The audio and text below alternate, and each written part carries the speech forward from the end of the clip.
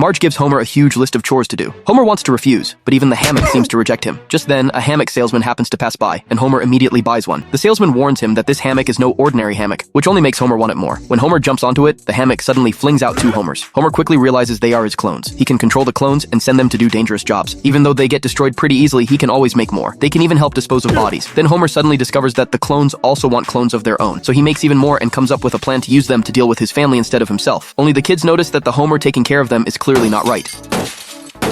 Marge, however, doesn't notice anything wrong and even plans to get intimate with him. Luckily, the real Homer stops the clone, and they immediately get into a fight. More clones soon show up to break it up, but Homer says the wrong thing and almost sparks a full rebellion.